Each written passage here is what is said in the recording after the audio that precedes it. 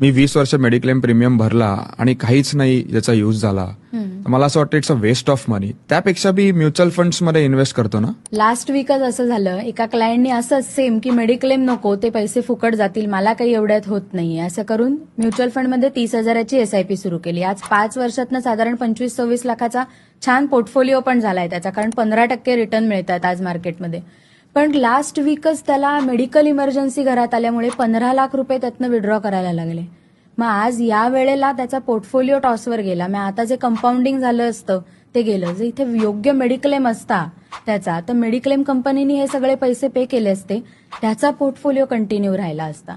सगळ्यात महत्वाचं काय झालं असतं की इन्व्हेस्टमेंट इंटॅक्ट राहिली असती, प्लस मेडिकल इमर्जन्सी हँडल करता आली असती. हीच वेळ जर आज आपल्यावर आली आणि इन्शुरन्स पॉलिसी नाहीये, तर मग हॉस्पिटलायझेशनची बिलं कशी भरणार आपण? म्हणजे पण आपले सेव्हिंग्ज हलवणार आणि